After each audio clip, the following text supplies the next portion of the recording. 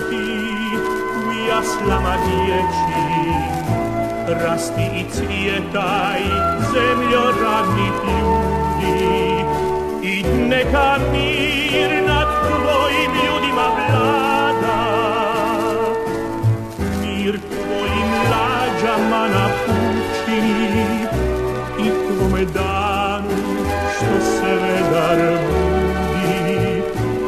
Rasti sretna da svi narodi vide, sa strana svih, sa juga i sjevera, kako se rađa i kako se voli, kako se brani zemlja proletera.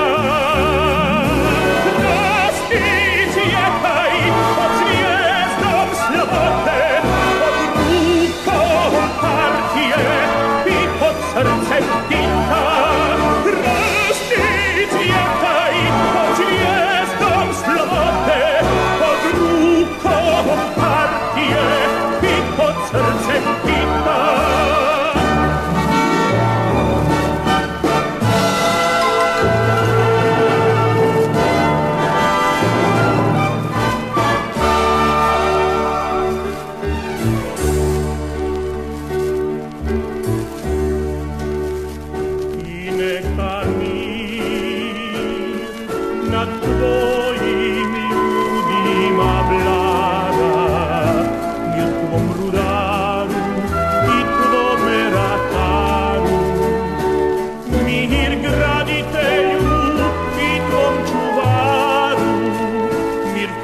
Sreći u vodi i u zraku, u pjesmi strojeva i u sjaju žita. Rasti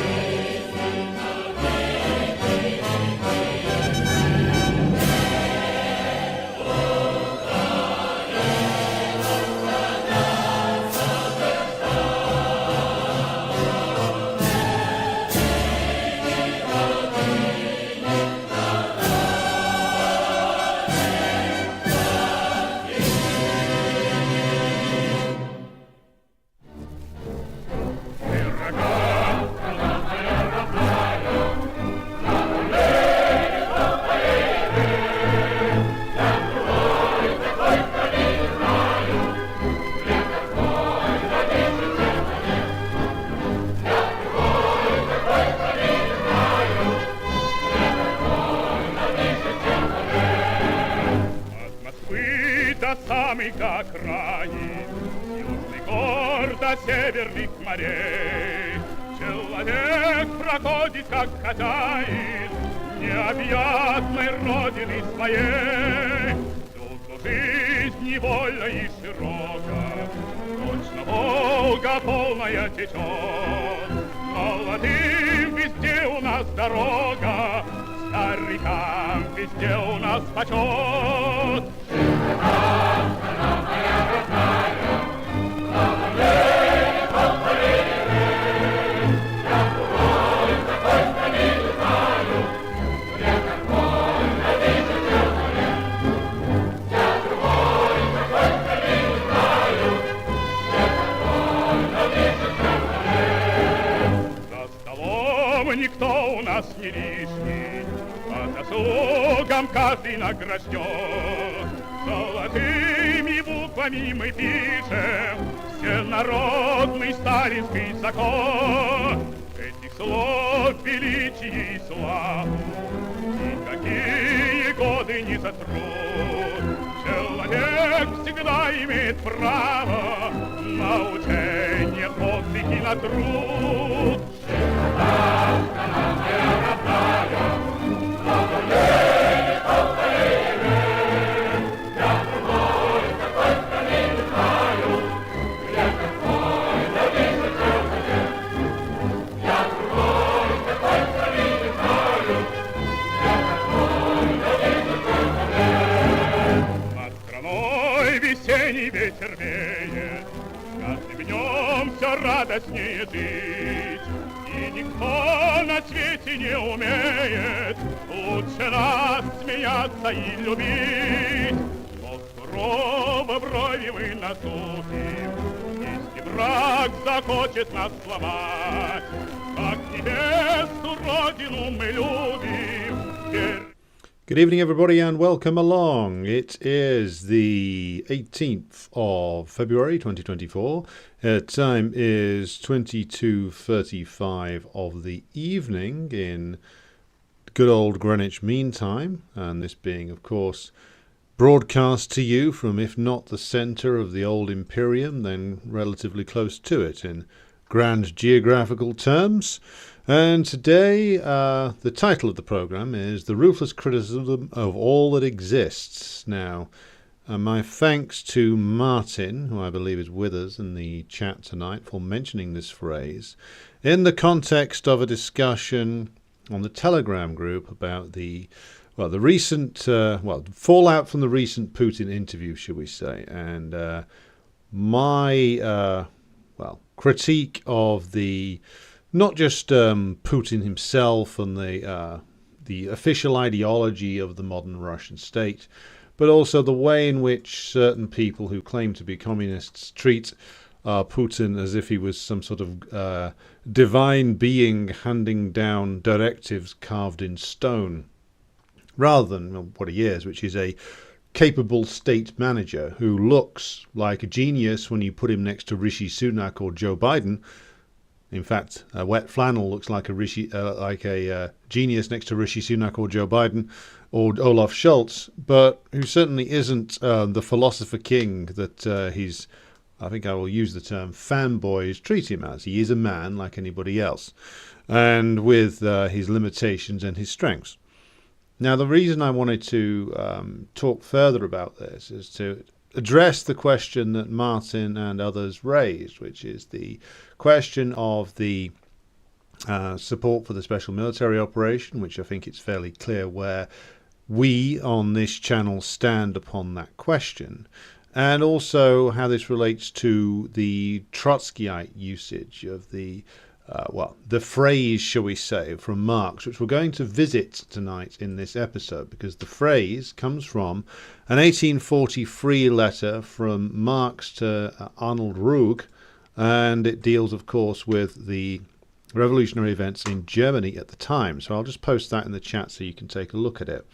So we will be looking at that and then relating it to the Russian experience at the moment, and also what is going on in Gaza and support for the national liberation fight that is going on there.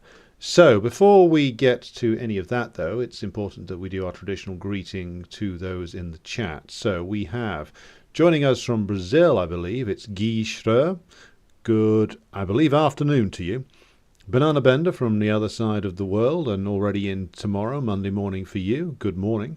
And President Jesus, who says good afternoon from the land of the eternal Gavin Newsom presidency. And James Graham, hello to you. Jenny, good evening to you. Frank, hello to you, also in the land of Gavin Newsom. Adam Marx, does this YouTube even exist? Well, I've been told that people have difficulty finding it sometimes, so if you do have difficulty, do let me know. And Otis, who joins us from the Democratic People's Republic of Northumberland and Cumbria. Are you annexing places now? Is this what's going on up there? I know that the Northeasterners are an adventurous bunch, but if you've started a special military operation to annex Cumbria already, then I'm afraid we're going to have a discussion, because historic Lancashire has claims over certain areas in Cumbria. So if you Northeasterners are planning an expansion westward, then I'm afraid we're going to have to call a Supreme People's Congress and debate this out, because we can't have these random territorial expansions without prior discussion. And Mutanda, good evening to you. Tim Gray, same to you. Albert, good evening to you. Hello to Morgan, and Comrade Hello Hi from the Democratic People's Republic of East Anglia, and the aforementioned Martin, good evening to you. Brad Wall, good evening to you. Paul Gassari, same to you. And Banana Bender says, I've heard that the idea of permanent revolution by Trotsky wasn't actually his theory, but somebody else's he was associated with. That's true. It came, I believe, from a Russo-German called Petra Struve.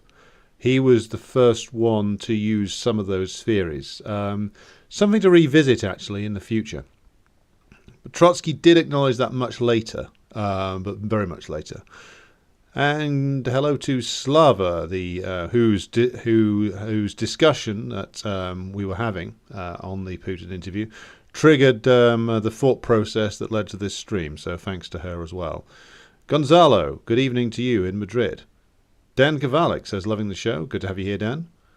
What is the Telegram group? Says K667. Right, in that case, in answer to your question, I will briefly go over to the Telegram group and find the appropriate link. So to answer K667's question, Jenny says, I'm sure Putin wishes he was as powerful as people love to make him out to be. Yeah, his fans and his enemies both make him out to be some sort of demigod, which says a lot about everybody. I mean, just to pause for a moment through the greetings, I understand completely why some people who are desperate to see someone stick one on the imperialists go all in with Putin, or indeed all in with the CPC. And it's perfectly understandable. And many of us, millions of us in the countries concerned, in the imperialist core, want to see our own despised and detested ruling classes defeated. It's perfectly natural. However, if we are communists, we must hold ourselves to a higher standard than that. I mean, I know it's a good rule of thumb that anybody the imperialists are going after must be right about something, and indeed that is a good rule to work off. But there's a difference between, as I will go on to talk about, somebody being right about one thing or two things or five things, and taking a completely uncritical attitude towards them and basically failing to critique and failing to understand properly. And that's what we're going to get to. Ian Foster, good evening to you. And Peter, who joins us from Perfidious Albion. Zuleika, hello to you. Good to see you back. Haven't seen you in the chat for a while. And we got Razil, who says, greetings from the lumpen hellhole of South Essex. Well, Essex does have a proud history of class struggle, though. I mean, if you go back 40 years now, apparently to the days of the miners' strike, Essex guys, some Essex guys anyway, used to attack lorries of scab coal that was being driven through Essex from the Channel ports that had come from Some of it, I believe, had come from apartheid South Africa, but another part of it, a big part of it, came from, guess where? Revisionist Poland under Jaruzelski. So whilst the Soviet miners were doing benefits and raising money for the strikers, the Polish government was flogging coal to Thatcher. There you go. So South Essex and Essex does have a proud proletarian history. So, and will do again. I know that a lot of people think of the south coast of England as this sort of desperate reactionary place. It's got its reactionary places. It's got its problems like anywhere else. But Essex is a butt of many jokes, some of which I've told. But I think it's got a proud history and it can have a proud future in the proletarian movement we hope to build. So, let's move on to the next. Albert makes a joke about Essex, which of course just goes to underline my point. Otis claims that the Northeast had joined with the Communist Party of China. Look, this is getting out of control.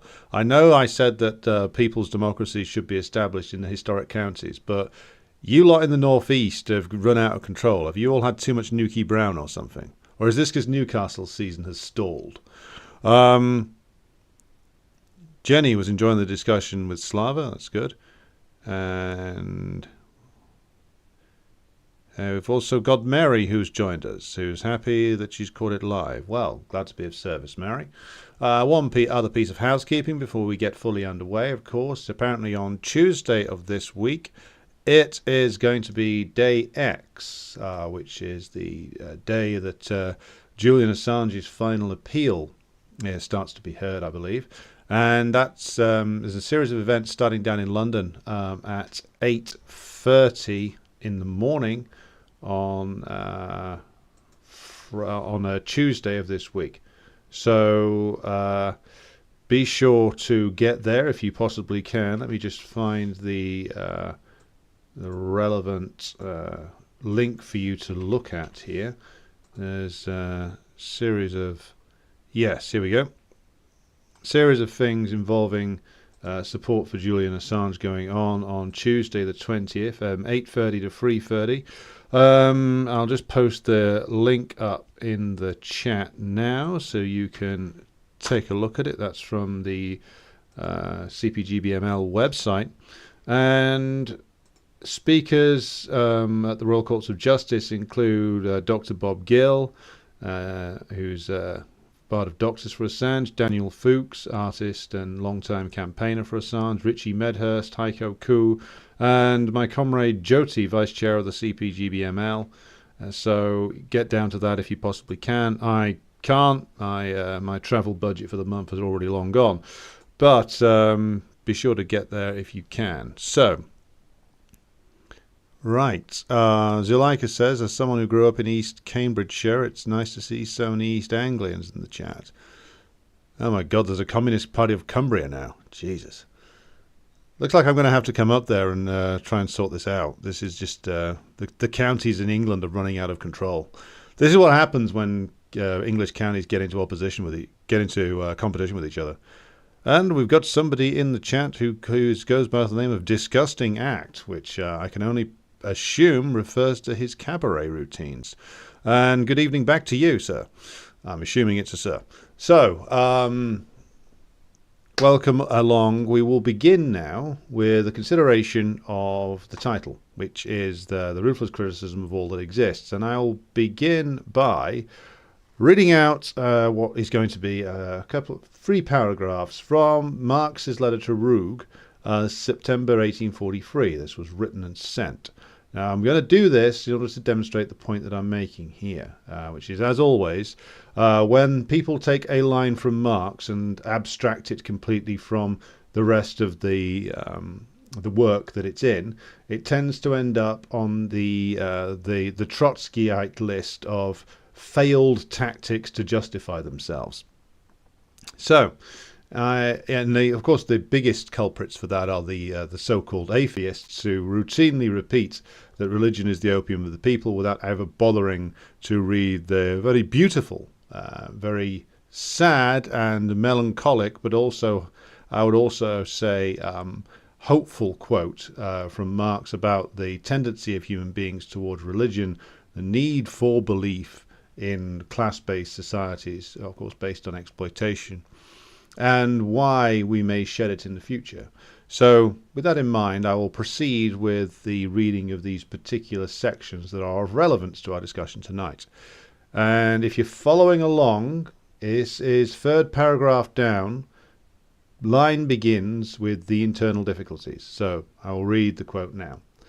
The internal difficulties, he's referring here, by the way, to the revolutionary events in the German states, where he still was at the time. The internal difficulties seem to be almost greater than the external obstacles, for although no doubt exists on the question of whence, all the greater confusion prevails on the question of whither.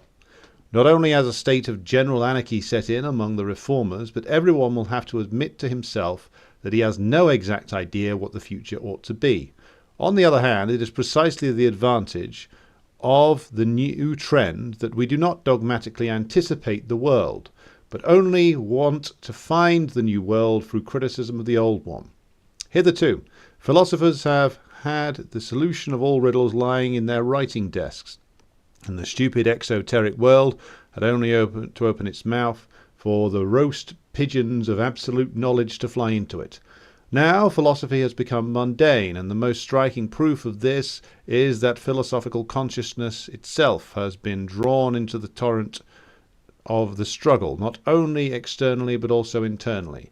But if constructing the future and settling everything for all times are not our affair, it is all the more clear that we have to accomplish at present. I am referring to ruthless criticism of all that exists, ruthless both in the sense of not being afraid of the results it arrives at, and in the sense of being just as little afraid of conflict with the powers that be.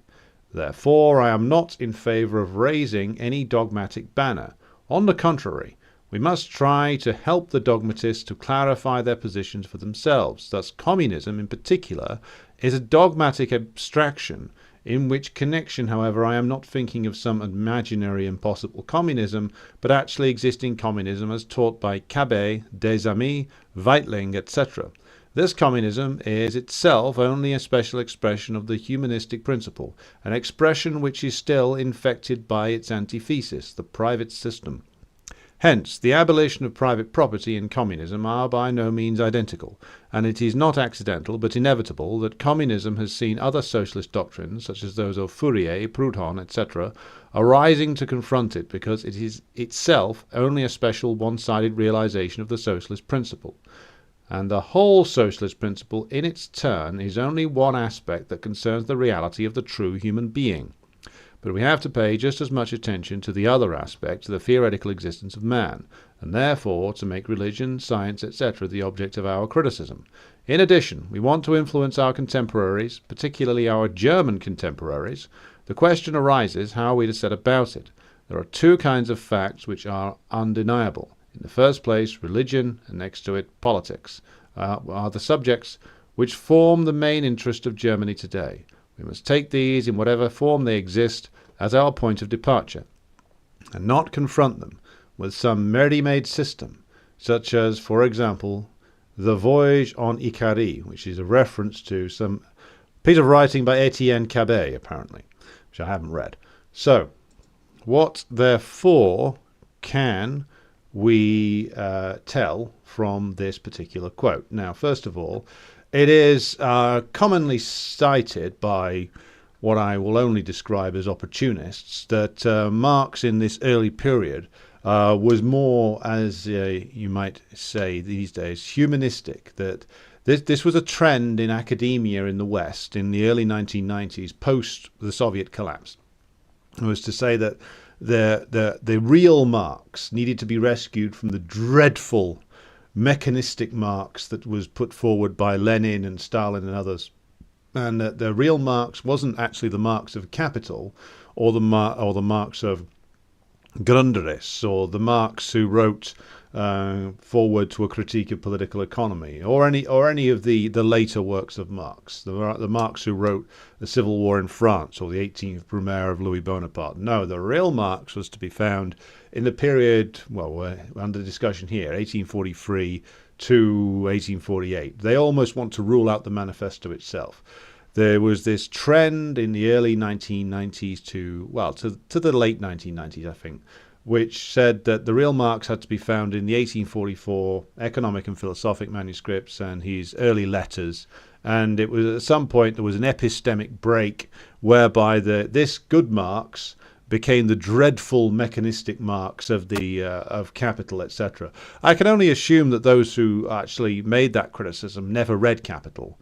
And actually, the more I read of Western Marxism and its trends over the years, I'm going to assume that most of them haven't read Capital, or certainly haven't read all 3 volumes of it, certainly have never read Grundrisse, certainly never have actually read seriously anything on the Civil War in France or the 18th Brumaire or any of those classic works, never mind anything by Engels. I think they probably got stuck on the preface to Capital Volume 1 and gave up. Or they had a political agenda, which is possibly both, which is, of course, to make Marx as unrevolutionary as possible and to discourage people from actually reading the full scope of Marx's work.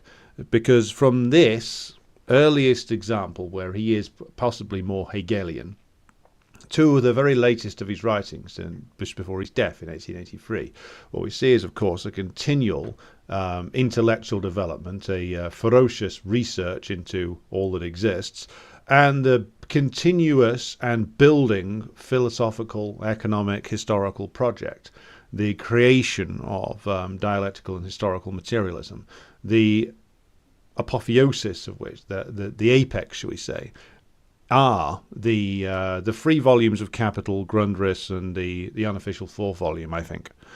And all of the potential that's on display in the quote I've just read out to you is there in Capital Volume 1, 2, 3. It's all still there in his later writings. It's just that, of course, what he's done is, of course, he's enhanced it by further scientific investigations. But I digress for now. Point is here, what is he saying when he's talking about the ruthless criticism of all that exists? So he's pointing out, of course, that what he's doing with this ruthless criticism of all that exists is principally he's talking about clarifying the debate that is going on between himself and his comrades at the time and the other forms of communists. He calls them the dogmatists at the time. And, of course, the rival forms of socialism, those of the utopians, those of Proudhon. So what he's talking about here is precisely that ruthless criticism is used to clarify positions. And this is something, of course, that puts Marx exactly in line with Lenin. And if you read what Marx means here, which is that he's talking about using criticism to clarify the positions of both the utopians and the dogmatists, to try and get them to actually stop behaving in such a way as to make communism into something which is completely disconnected from reality. So what he says as some imaginary and possible, not an imaginary and possible communism, but actually existing communism, which is a series of thoughts and works by people who were his early contemporaries, and get it to clarify itself. And again, you look at what is to be done by Lenin, you can see him engaging in very much the same process.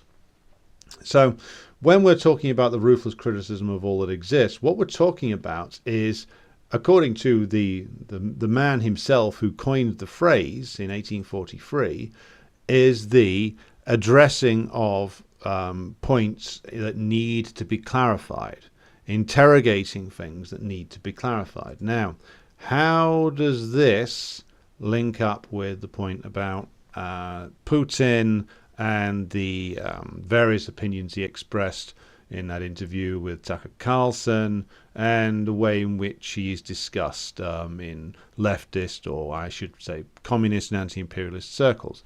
Well, The way to examine this is, of course, to go back and again think of what Marx is saying here. Ruthless criticism means we ruthlessly criticize principally ourselves and our contemporaries. It's not that we're ruthlessly criticizing, all that exists in terms of spending all our time critiquing Putin. It's that we're seeking to clarify principally our own approach. So when we're critiquing things that Putin says, that the official positions of the Russian government, what we're trying to do is to clarify things, not to put up imaginary barriers or seek a way to denounce things. So therefore, to address a point that was made earlier in Martin's comments in Telegram and things that others have said, how can you, of course, support the special military operation and have criticisms of Putin? Well, first of all, it's principally, to reiterate the point, criticisms that are aimed at clarifying our position as anti-imperialists and as communists. So, therefore, you support the special military operation, as we have clarified many times before. The reason being, of course, and this is where we have to add to Marx's legacy and Engels' legacy with the works of course, Lenin, and the work of Mao, of course, and Stalin, and we have to talk about the question of imperialism itself and what this means in terms of the development of any particular class struggle.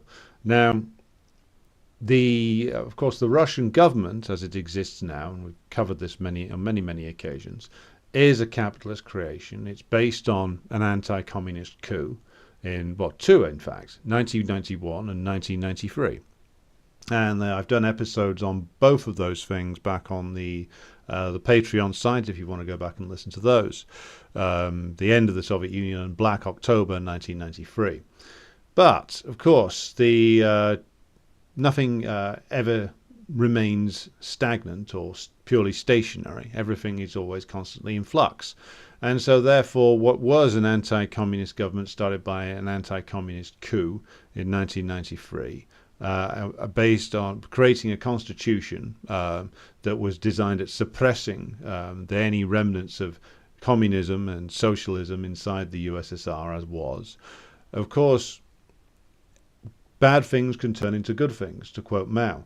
It has been pointed out by his critics that, of course, that Putin has been in the presidential administration since 1996, since the year of the rigged election against Zyuganov.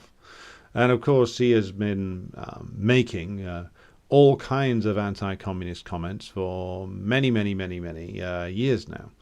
But again, the bad can turn into the good quite easily. And how is this the case with Putin? And to reiterate a point we've made numerous times before, the bad of the fact that he is an anti-communist, he has adopted various forms of romantic Russian nationalism from time to time, though of course careful never to go over to the more radical end of that, as personified by people like Strelkov.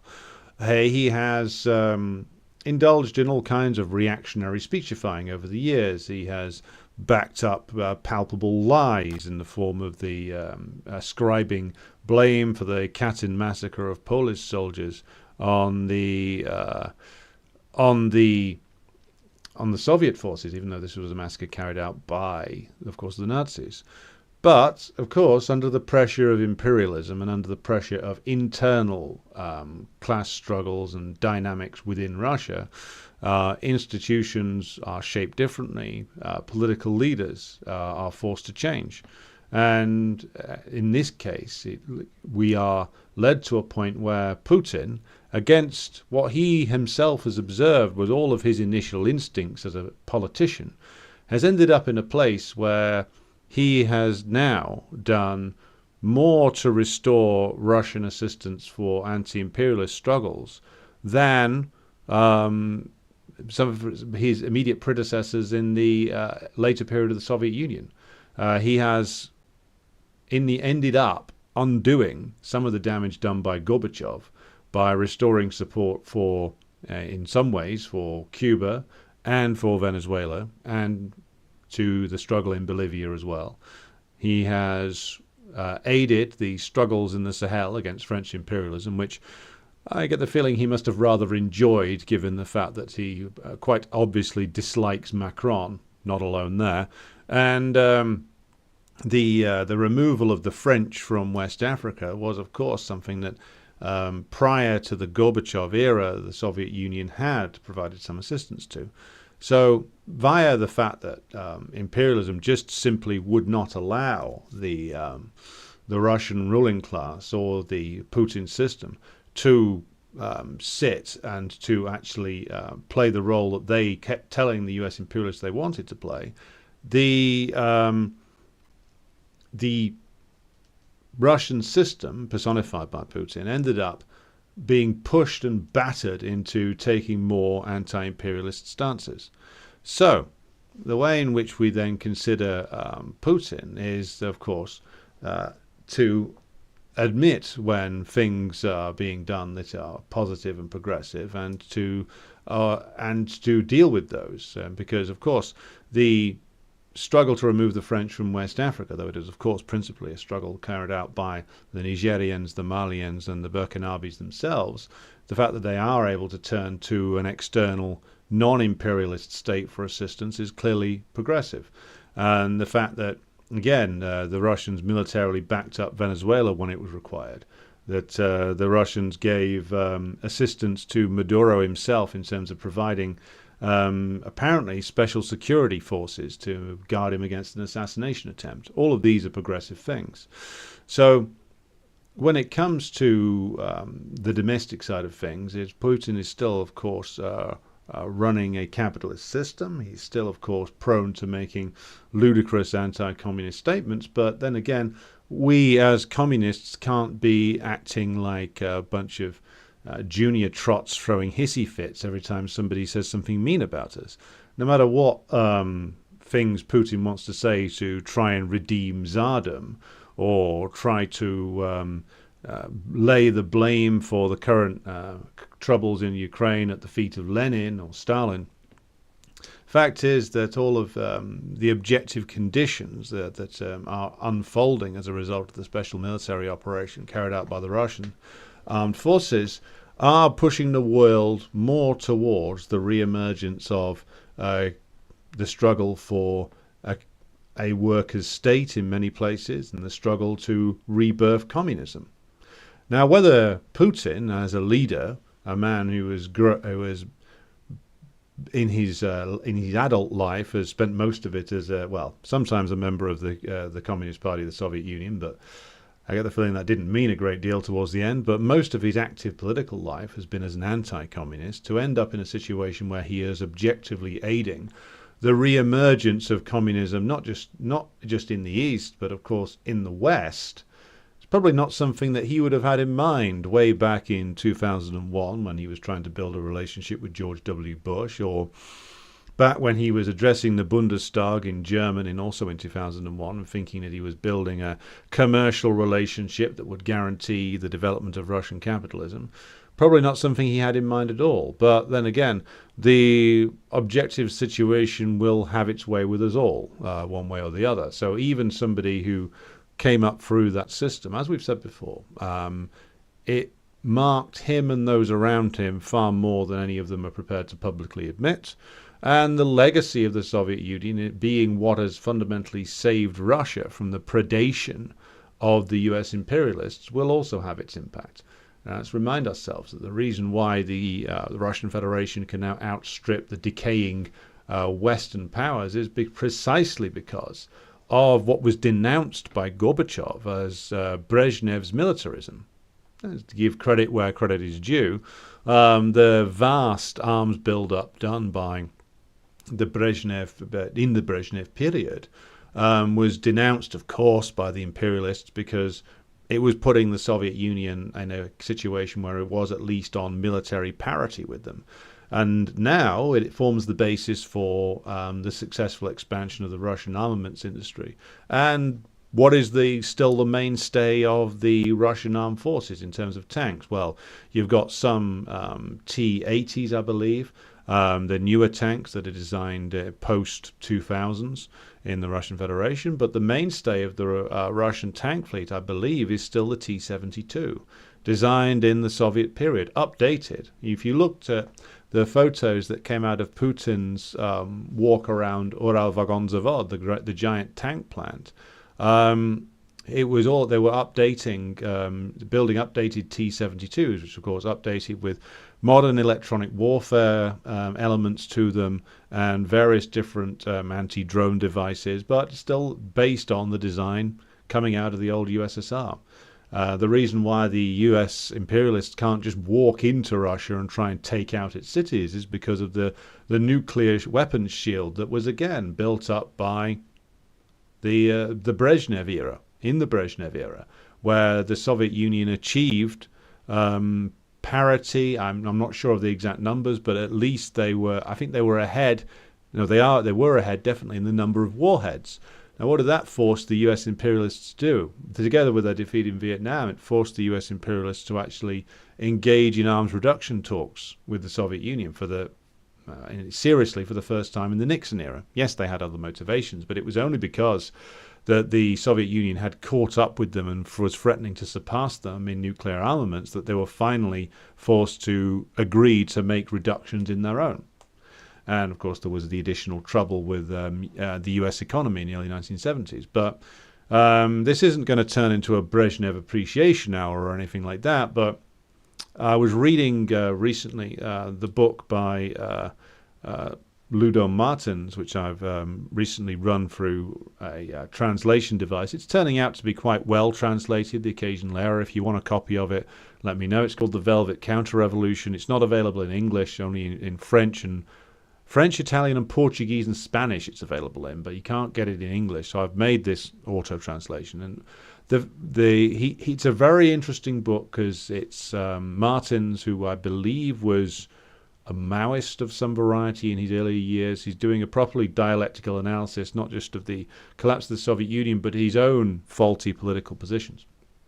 And if you analyze, his argument is, if you analyze what was going on in the Soviet Union with the Khrushchev and post-Khrushchev era, it's clear that the mistake that was made by the CPC, to a degree, an understandable mistake, but a mistake nonetheless, and Hoxha, was to not see that there was still an active struggle going on inside the Soviet Party, and that it remained so right up to the bitter end. The struggle ultimately failed due to various different political limitations, but the fact that Khrushchev was removed, the fact that Brezhnev did the right thing in 1968 by sending the Warsaw Pact forces into Czechoslovakia at the request of the Czech party to destroy a counter-revolutionary attempt led by Dubček and Otasik, who wanted to restore capitalism 20 years before it ultimately was.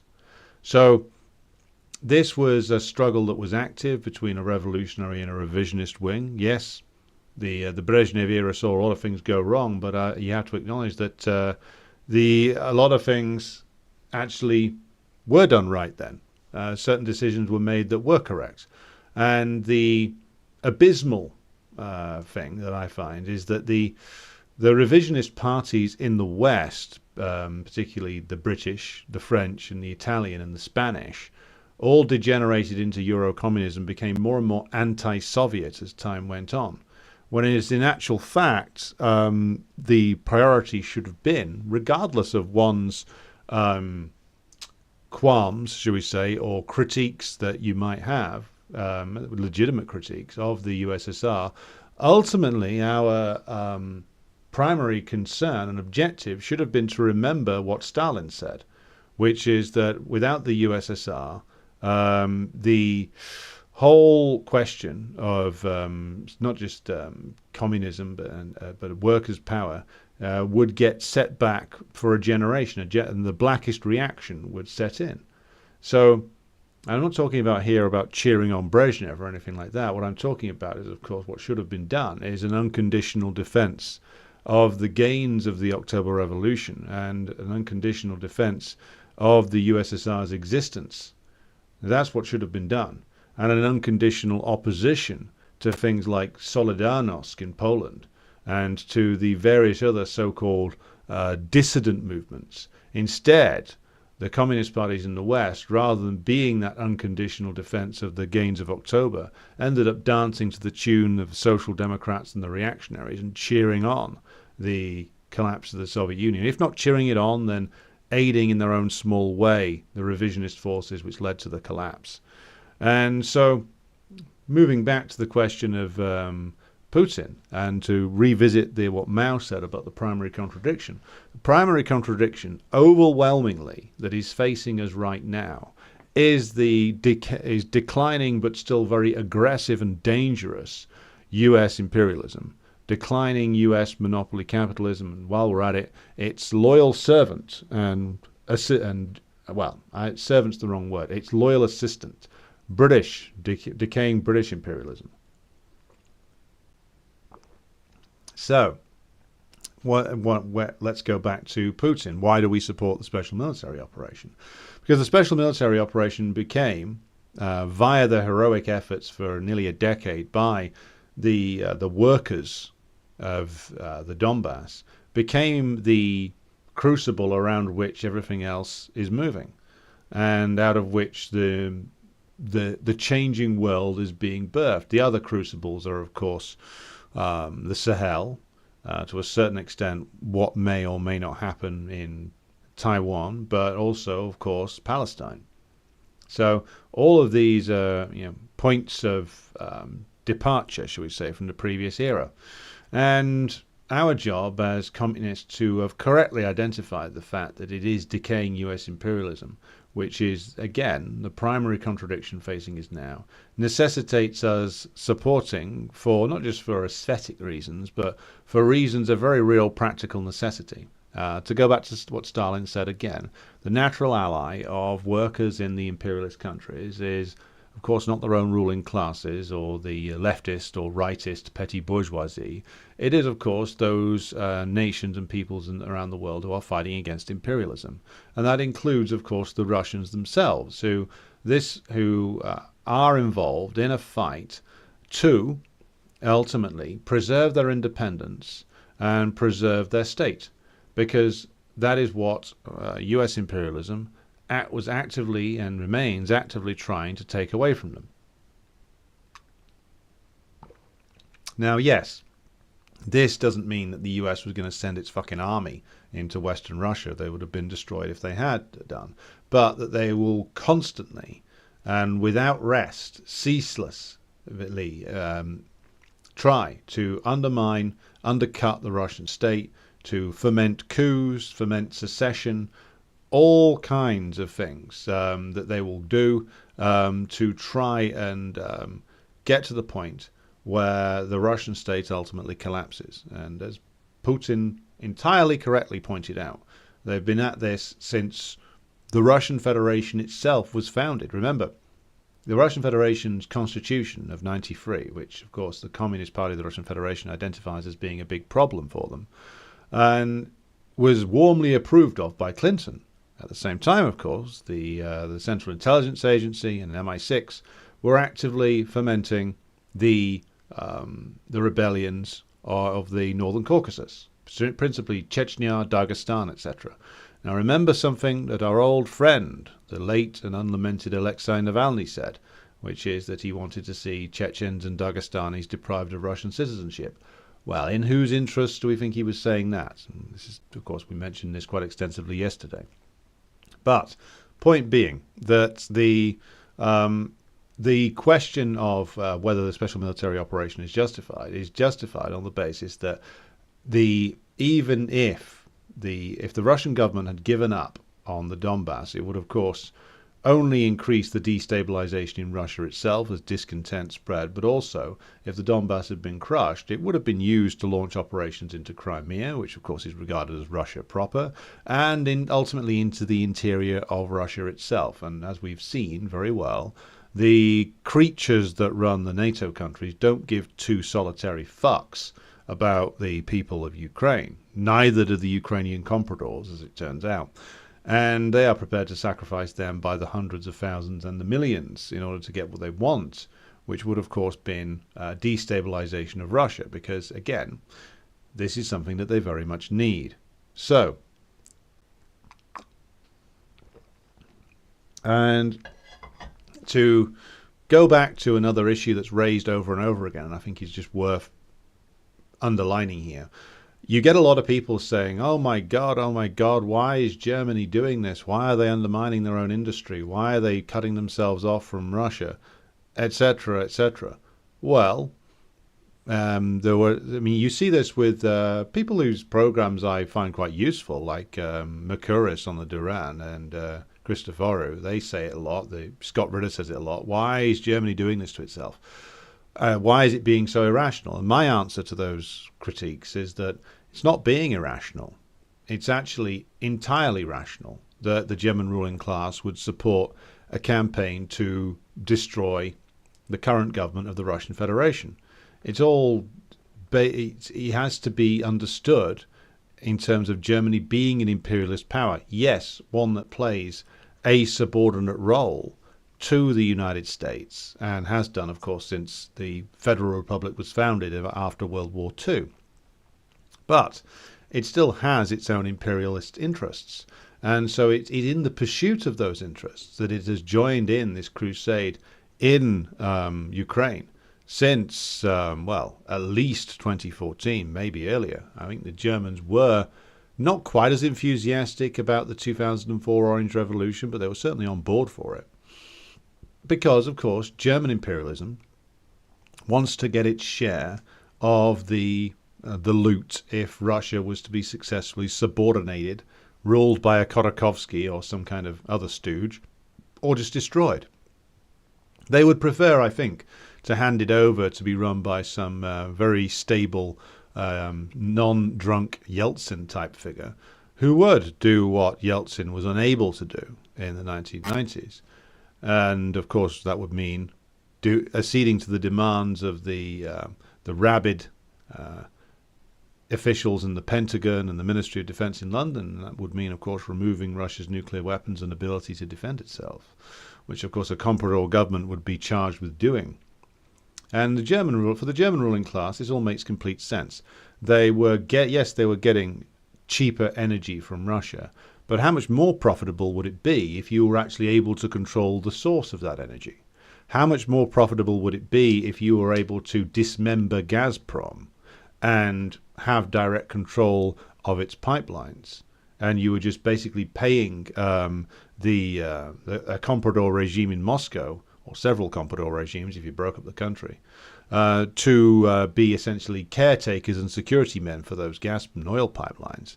If you were actually able to fully control the extraction of that oil and gas from the ground and have it run by your companies, wholly by your companies. Of course, there was shares held by German companies in Russia, but never to the point where they got full control.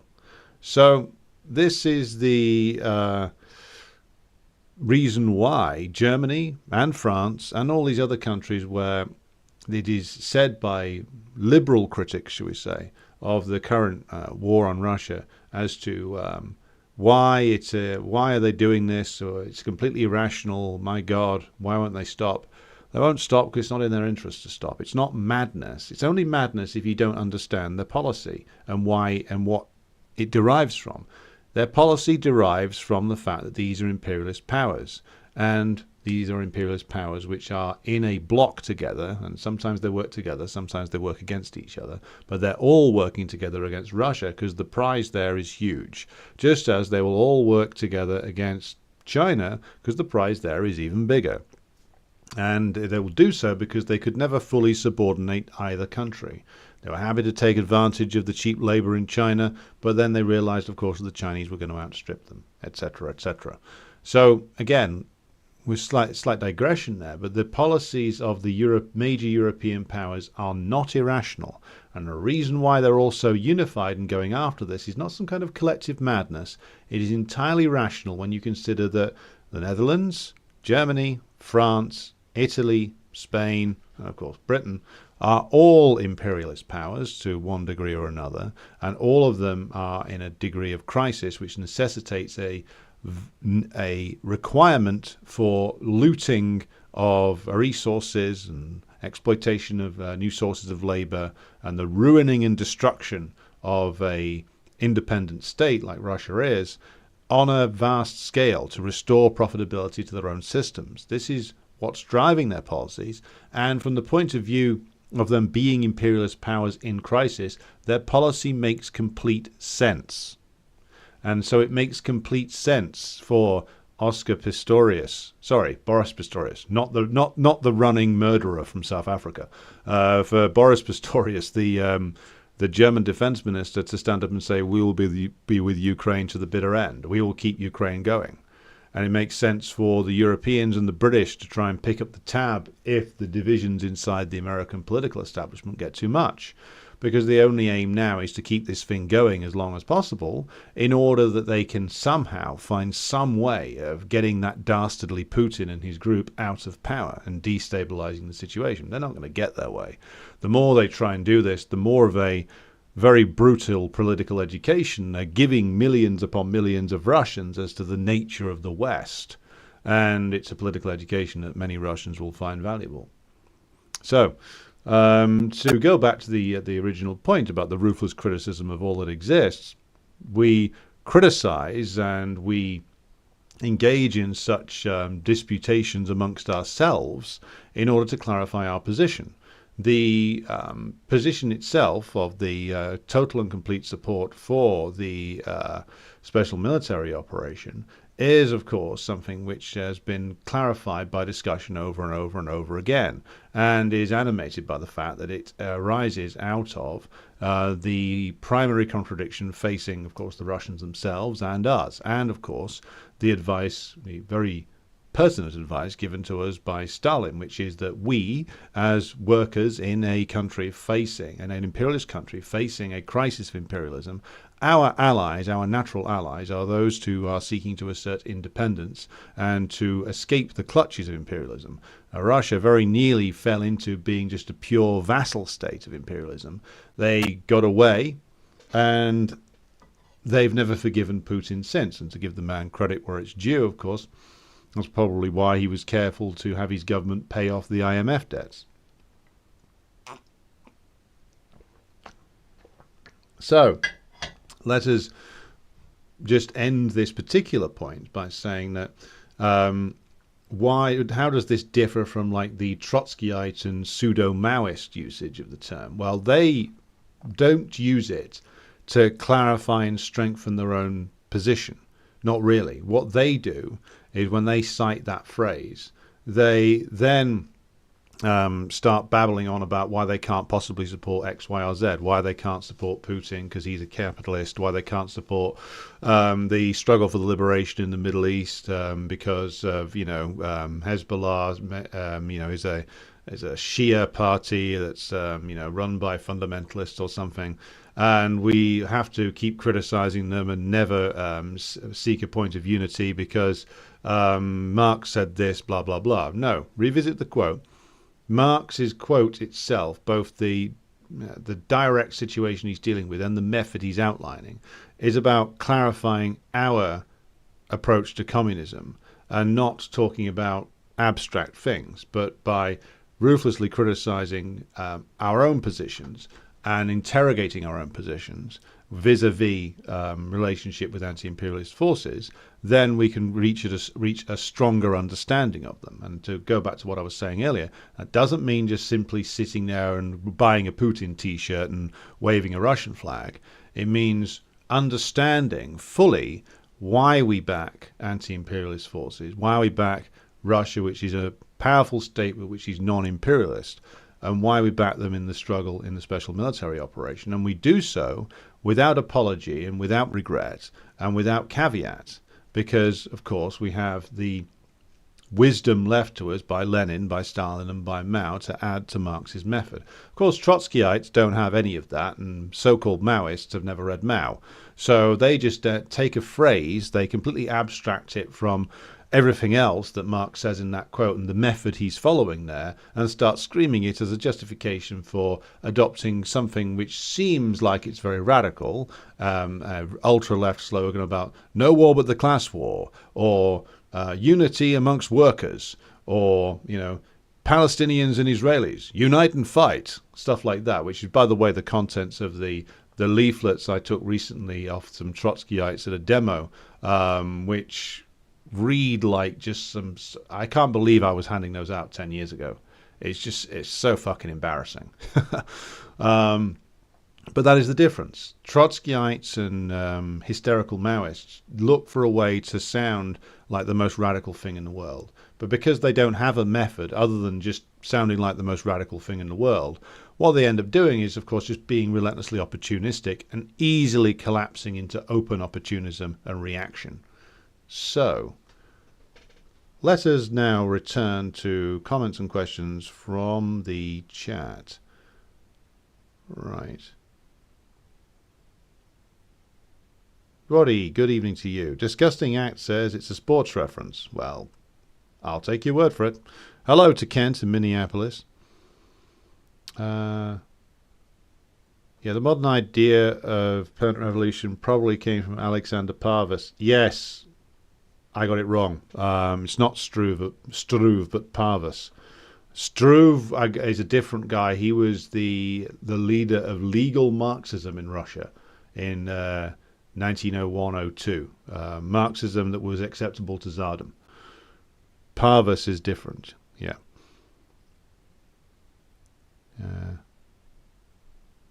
Reziel says, oh wow, I didn't know about the class struggle in Essex.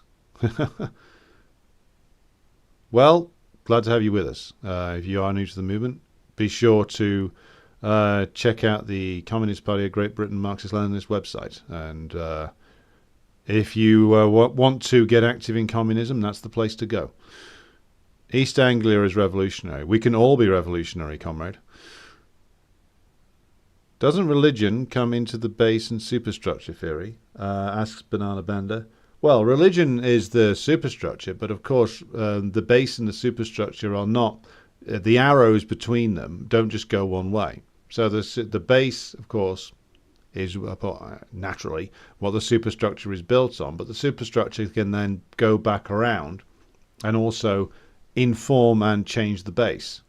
So it's much more dialectical, as you would expect, than the way in which the rather, again, the sort of the way in which this is taught by Western academic Marxists is, ironically enough, very mechanical. The way in which Marx considers this is that the base and the superstructure are interlinked and are constantly interacting with each other.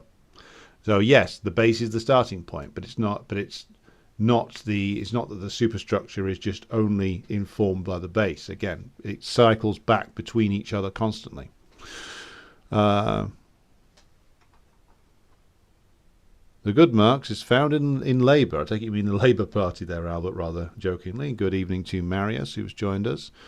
I have a theory that the elites have a thorough understanding of Marx and do the opposite of what it would lead the proletariat to do. I think some of them do, Banana Bender. Remember, Margaret Thatcher had several advisors who were ex-communists from the 30s. One of whom, I think, fought in the Spanish Civil War, then defected to the Tories. Capital Volume 2 is hard going. Persistence brings rewards, comrade. Yeah, it's not an easy read, especially when there's lines and lines of equations. But again, like the first time you read it, I think the priority is just to get through it. And then the second time you read it, more becomes clear. I mean, I'm on the fourth time around because I'm in a reading group covering Capital Volume 1 now. And each time more is got out of it. The older you get and the more you experience, the more you will get out of reading Capital Volume 1, 2, all 3. Sid Hatfield says, Russia hasn't been left alone by Western powers since the Tsar was removed from power. The Russia we see is largely the result of outside pressure. I think it's also the result of the struggles of the Russian proletariat, Sid. I see what you mean, but again, nothing is ever purely one way. Marius says a model should be Marxist support for Lincoln in the American Civil War. He supported Lincoln against the Southern reactionaries whilst pushing for more radical measures to be made. Lincoln wasn't a communist, obviously, but he was a progressive waging a struggle that weakened the hegemony of the British Empire, the number one enemy of progress at that time. Very good example there from Marius. And Fantastic, says Guy. Putin was invited to the Bundestag during the Schröder government and had some quite economic liberal rhetoric. Yeah, he did at the time. Very much echoing the Yeltsin and Gaidar period. Oh, how wrong he was, as he came to admit.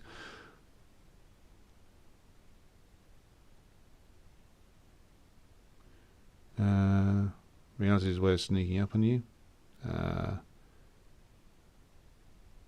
Good evening to Jay, who's joined the stream. Zuleika says we have our own anti-communists to be dealing with. Yep. Sid says any illusions Putin may have had about normal relations with the West have been stomped on and discarded by now. He has to be reassessing the situation, to say the least. Be interesting to see where things go. Sid. CJ says Slava did a wonderful job on the Sunday mornings at the Marxist Library show this morning. I'll have to make a note to watch that. It's always a good discussion that those comrades have. AJ Williamson says the Brezhnev doctrine was good, actually. 100% correct. Book mentioned, Velvet Counter-Revolution. The Brezhnev doctrine was right. Marius says a lot of Maoists in the late 70s and early 80s stupidly identified Soviet social imperialism as an equal or even greater threat than US imperialism. They now say the same about Russia and China. They've learnt nothing. Yeah, and it has to be said that the fault there actually started with Mao himself. So even the greatest of revolutionary leaders can err. It's understandable in some respects because, of course, he came to develop a great loathing for Khrushchevite revisionism. But again, this turned into its opposite.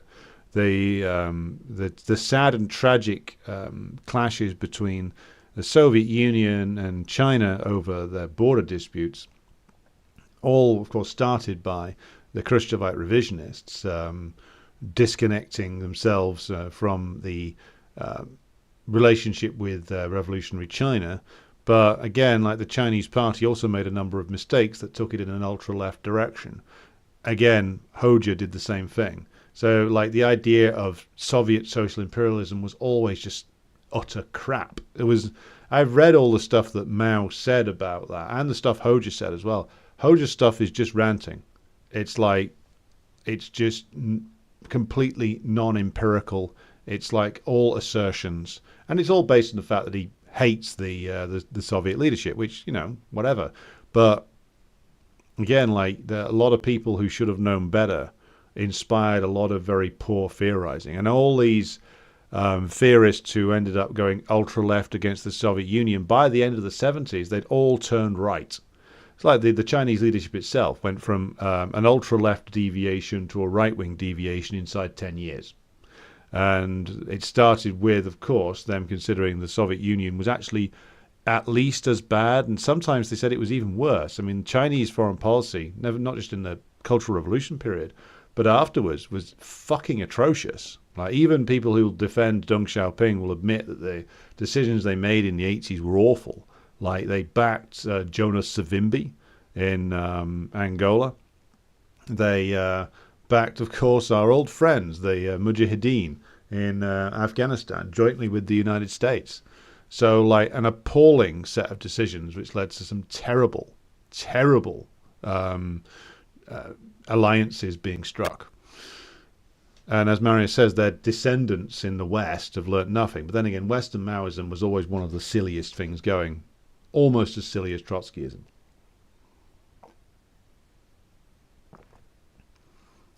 In my opinion, Putin seems to avoid going against communism unless leaving a hint that his issue is with the implementation, unlike us in the West, where it can get demonized easily. I don't know, man. I mean, this is from K667. Again, whenever you read or hear anything about Putin talking about communism, like, it's clear that it depends upon which audience he's speaking to, who he wants to reach, if it's a public or a televised address, what he says about it. If you look at the way he conducts himself, a lot of it does, like, it's clear that he's influenced by sort of Soviet types of governance and behaviors. Like when he launches like national patriotic fronts and stuff like that, when he tries to develop mass organizations, a lot of it this time he's using his training that when he came up for the CPSU. Same's true, of course, on an even more pronounced basis for someone like Lukashenko. So we'll have to see where the Putin system goes in the next few years when they've won the special military operation, when they've won the war and NATO has been completely defeated and humiliated. We'll see where the Russian system develops to. Mr. Chopin says, give us some juicy commentary on Taylor Swift and the Super Bowl. Taylor Swift in 2026 will declare that Stalin was right on stage at the Super Bowl. This will then be followed by a revolutionary coup in the United States, the participants of which I cannot name for now, but are out there, and will be triggered by a new song released by Taylor Swift in the January of 2026, which will have, if played backwards, clear instructions as to how to storm various US military bases, seize arms, and lead an insurrection that will truly succeed, where the Trump insurrection in 2021 failed. Now you've been told.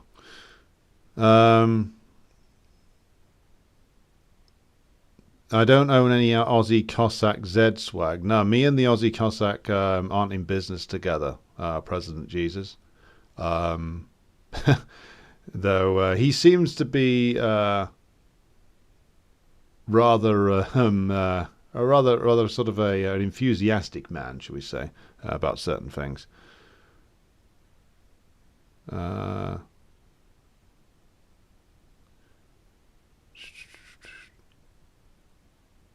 I'm in Volume 2 now. Albert is right. Yeah, it's not easy. Capital Volume 2. Definitely not easy. I heard the Bolsheviks help peasants become literate, reading Capital. Well, I haven't heard that one, but Capital was read famously by dockers in London who used to study it together in like the early 1900s, in the very early days of like building Marxist groups in Britain. So it's been studied by workers all the way across the world for many, many years. I'm going to place a bet that far more workers have studied it than academics in the West have, because a worker will have many different moments when it'll be a sudden moment of realization. Like the first time Capital Volume 1 ever made any sense to me was after I'd been working for a few years and I read the chapter on the working day. Then it started to make sense. I mean, the first few times that you read it, there's going to be a lot of things that you don't understand. And the way to get through that is not to just obsess over it, but just to accept the fact that you are not going to understand it all first time round, and just to keep going. There will be, every 10 pages or so, there will be a moment where it clicks and you get the previous 10 pages or 20 pages. Just got to plow through and know that the moments will come when suddenly you have moments of realization, and know that you will have to revisit certain chapters, but that certain chapters will of course reward revisiting. Again, easy to say, less easy to do, but it's worth the investment of time.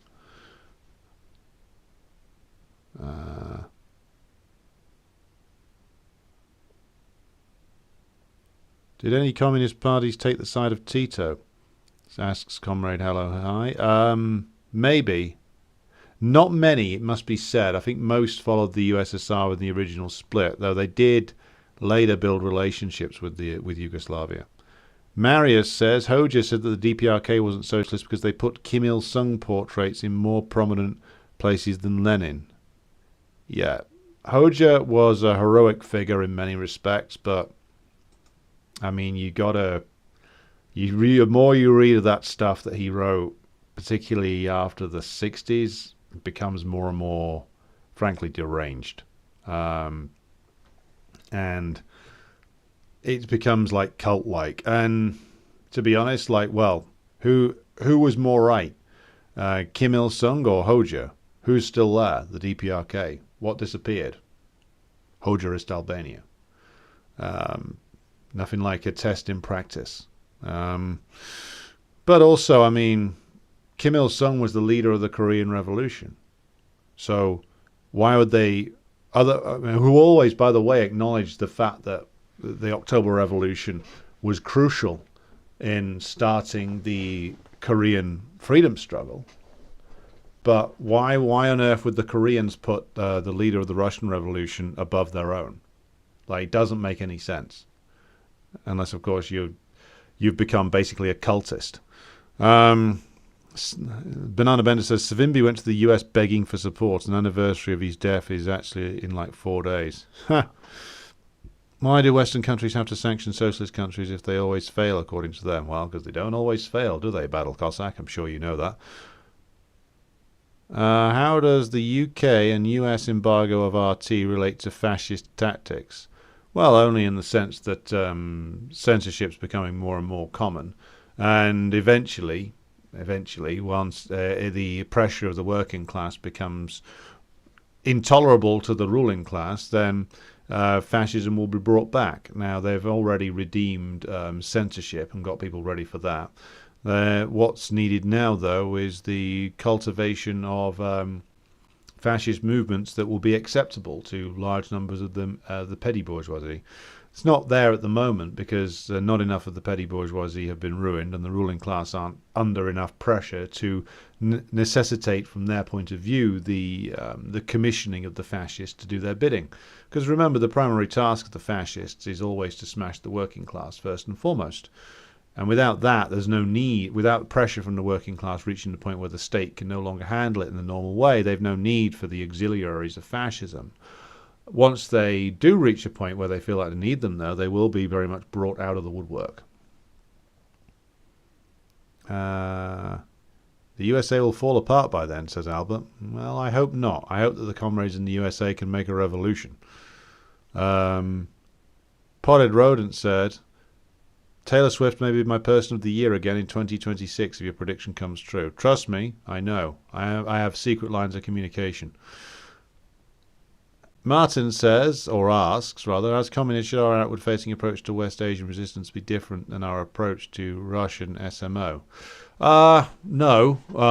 I mean, both are informed by the same thing, Martin, really. I mean, I know that we don't spend a lot of time discussing agreements, disagreements with regard to leaders of the resistance forces in West Asia. But bear in mind, Putin is the leader of a state. He's the leader of a state that is secure because, as we've spent time discussing, it sits upon the Soviet legacy. So the US can't just walk in and kill everybody because they would be destroyed themselves. The situation of the resistance forces, the National Liberation Forces in Palestine and Lebanon and Syria and Iraq and Yemen is, of course, that they're not heading a powerful state. They might have some alliance with a powerful state in the form of Iran, but it's not supplying them in the way that the imperialists claim that it is. Their situation facing them is more desperate. They don't have a state on their side. Even Hezbollah, which is much more powerful than, of course, the Palestinian factions, doesn't have a state solidly behind it. They are under pressure from the Comprador forces in Lebanon, which are, of course, being stoked by the US imperialists. They're in a life or death struggle with the imperialist forces. And so, of course, we could acknowledge the fact that we differ from Hezbollah or Hamas on X, Y, and Z. But again, we can take our lead fundamentally from PFLP, DFLP, etc., who are Marxist-Leninist organizations who, via a long process of unification discussions, often coming directly from the Israeli prison system, i.e. that the imprisoned comrades of the Marxist groups were in continual dialogue with the Hamas and Palestinian Islamic Jihad fighters and the Fatah fighters to reach a point of unity which they have stuck to ever since. And if that's good enough for the communist forces in Palestine, then that should be good enough for us. Again, go back to what we were saying about Putin. All of the serious forces who wear the label communist proudly inside the Russian Federation, they all, of course, support the Russian military, a special military operation, whether that is of course, the largest of them, the KPRF, or the Russian Communist Workers' Party, led by Viktor Chulkin, or the Workers' Party of Russia, led by Professor Popov, or at least he's the most prominent member of it. And those are communist parties of various size, KPRF being the biggest, and RCWP and WP being the smaller. But all of them, in their analysis, done in a Marxist fashion, all come to the conclusion, the correct conclusion, that Russia is under attack by imperialist forces, and that as long as the current government headed by Putin fights the imperialist forces and guards against the comprador forces in Russia itself, then their actions are to be supported. None of them give up the critique of the capitalist system in Russia, which, of course, Putin sits at the head of, or the various misdeeds of the United Russia Party, which is, of course, the party which is heavily associated with Putin. So again, we can take our lead from the communist forces on the ground in these places. And again, like we take our lead from them and we demonstrate our solidarity with them. And that is, of course, and we also must remember, again, the primary contradiction facing us. Again, defeat for Israel means the end or the very severe damaging of the power of the US imperialists and the British imperialists in West Asia. That is massively, and I do mean massively, in our favor if that happens. And therefore we should offer whatever solidarity we can to those forces who are trying to evict US imperialism and its Israeli colonial force from West Asia. Right. Disgusting Act says Putin just invited leaders from 14 different Palestinian organizations to a summit on the 26th of February. Interesting. Interesting. It'd be interesting to see which faction inside the Russian system is out ahead at the moment. I'm assuming that it's going to be something along. He's got something lined up, shall we say, involving maybe that Saudi peace plan that's been kicking around. Certainly, that seems to be something. Probably going to be them and the Chinese making a joint move. It'll, of course, be immediately rejected by Israel. But if the Chinese and the Russians can marshal along even some of these comprador regimes in the Middle East, to at least rhetorically back it, then again, it further reveals the weaknesses of US imperialism. Let's see what they come up with. Dean says, ruthless criticism is really a means for the left to demonize anti-colonial struggle. The Socialist Party was parroting the Pentagon, but with the spontaneous establishment of workers' councils when Gaddafi fell. Yes, Dean, I remember. I was there being told to hand out the leaflets with that on at the time. Yeah, I mean, I've just the reason why I went into that and what it actually means is it's ruthless criticism is about clarifying, as Marx said in that original note to Rug, our position and criticizing ourselves principally, but also establishing like how we view things, rather than just using it as something which is a cheap way to demonize any anti-imperialist force, which is, of course, what the Trots do. Georgi, hello to you. AJ Williamson says, some Trot groups initially regarded Tito as an unconscious Trotskyist. Maybe they were right. I know I've during after the Soviet Yugoslav split, yeah, I read Ernest Mandel's works on that, and when he sort of babbles on for ages about how he needs to go to Yugoslavia and talk with the great man. He might be a Trotskyite. No, Tito was a Titoite, very much a singular figure. Program on that probably going to be in March, by the way. Martin says something about reading Capital. Marx is very methodical, even didactic, so a lot of times he kind of repeats himself. So you miss it the first time or two, but get it later. Yeah, it's the same with all of his work. Like he repeats and repeats and repeats in different ways to sort of drum the point home. So you don't just give. And it's the same with the way, not Lenin really, but Stalin writes that way as well. Which is makes the point, makes it again in a different way. So you're learning it and it's going in as it's repeating and repeating and repeating.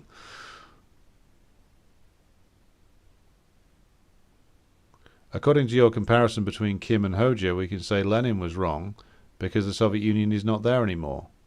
Well, no, because the legacy of Lenin was overthrown by the revisionists, Adam Marx.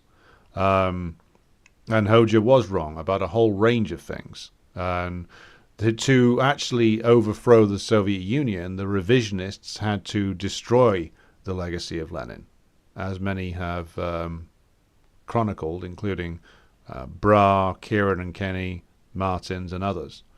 So the revisionists who took over after the death of Hoxha had all come up during Hoxha's time. They were all Hoxha's old comrades. So again, Hoxha's system ended in failure. The DPRK system is still there. Now, yes, you could argue that the Albanian system faced a lot of problems, but again, the DPRK's revolution was stronger, ultimately. You might not like it, but that's the reality. Well, we need that Trotskyist analysis where they somehow justify supporting the USA. Well, welcome to the world of the AWL. They have got you covered on that one. Marius replies to Dean. Yeah, you're talking about the Libyan thing. Yeah, I was there being told to give out leaflets to Libyan exiles in Manchester back then that had the lie on it that workers' councils were running Benghazi. A complete lie. There's no possible justification for that. I tried to check it later, and the only reference I could find to it was off their leaflet. There was not even a reference on Twitter for it. They said the same thing in Syria. They based that on the fact there was like one armed group with like a red flag and, you know, red star as its symbol that was fighting allegedly against Assad that could easily just have been like some CIA sock puppet account. It was disgusting. Like, they were just lying. They were making stuff up. Now, as to the motivations why, that's a whole other episode. French Communist Party supported NATO in that war. French Communist Party hasn't been communist since about 1945. Does the CPG-BML still have influence in the WP? No. We have left. Election victory likely in Rochdale. Yes, comrade, probably. The Labour Party's certainly done its absolute best to deliver it to Galloway. But I will therefore advertise coming up soon in the Class Consciousness Project, comrades, and myself will be doing a live stream on the Rochdale by-election, so keep an eye out for that one. Dean says the SP's transitional program is a malleable document used to attack rivals of reformist or ultra-left depending upon the needs of the leadership. Completely unserious cosplay masquerading as critique. Well, unsurprisingly, I completely agree with you. Having read the fucking thing, for one of the first party lead-off I ever had to do for the SP was reading that bloody document. And I should really revisit it. It's probably a right fun read. Battle Cossack says, what I hate the most is pseudo-communists repeating anti-communist myths that end up helping the ruling class. Well, you're going to really hate Trotskyism then. And pseudo-Maoism as well. But yes, Battle Cossack's point is entirely correct. Martin says, I think I understand the dynamic between internal criticism and external lie, and we have to talk about democratic centralism. Yes, we do indeed. Some other random man says, I have read several works by Hoxha, including his essay on the Palestine most recently. You keep saying these later works were delusional, but I found this work quite sane and cogent. Can I be more specific? Yes, I can. I think his references and the references of the Albanian party to Soviet social imperialism are completely delusional, as are the barrage of attacks on China later on. All completely unevidenced, all completely mad, to be honest. And also, Hoxha got himself involved in these disputes with the Titoites in some pretty delusional stuff over backing claims on Kosovo and claims about a greater Albania as well.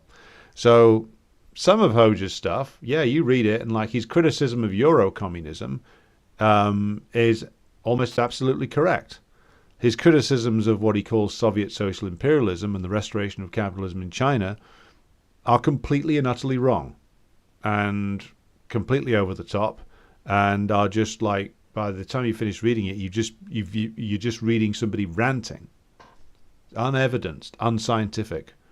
And yes, I would encourage anybody to read Hoja's writing. He's a very important figure in 20th century history, very important revolutionary figure who fought an incredible successful battle against the fascists, built up socialist Albania to a level of development that had been, of course, hitherto regarded as impossible in the most backward country in Europe. And then he later went off the rails and got things very, very wrong. This happens. You know, the deviation does not remove the earlier work, the heroic achievements of socialism in Albania, but the errors must be acknowledged. Right. Leon Sedov Brigade, says Comrade Hello Hi, which, as Marius notes, fought with the Free Syrian Army in Aleppo, in other words, Al-Qaeda. Unbelievable. Only trots would go halfway around the world to fight for some Turkish-backed Islamists. Well, maybe them and some pseudo-Maoists, Marius, to be completely fair. They'll go anywhere. As, again, to mention Ludo Martin's book, where he chronicles the heavy involvement of the trots in CIA-backed programs in Poland and Czechoslovakia, to name but two places. Right, okay, we are cracking on towards midnight here, so I'm going to draw things to a close for this evening. Thanks to everybody who has, again, contributed to a very interesting set of discussions in the chat. I'll be back with you tomorrow, and it is the long-awaited program on the tendency of the rate of profit to fall. That'll be taking place at 10:30 in the evening, so I hope you'll join me then. You'll be able to find the audio for this in slightly edited form on the Patreon page very soon, which you can go to, or the Buy Me a Coffee link if you want to support the work that we're doing here. If not, fair enough. And I will say good night for this evening and throw you back over to your musical accompaniment.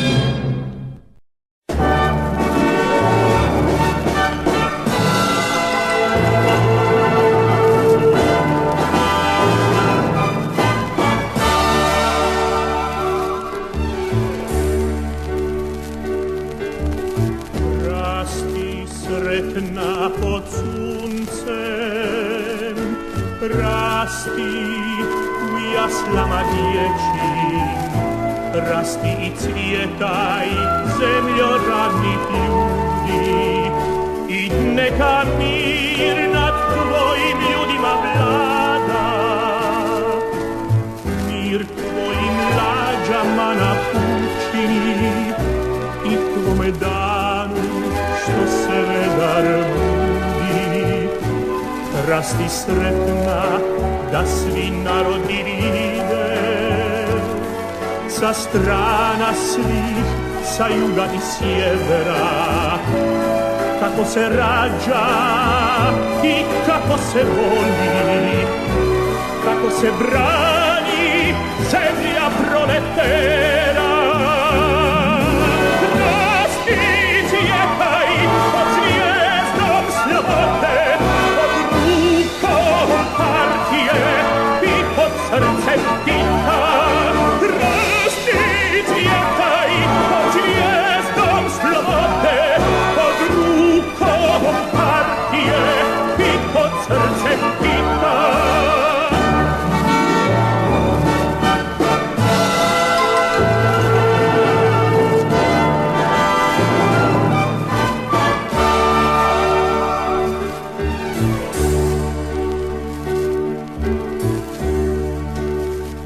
I neka mir nad tvojim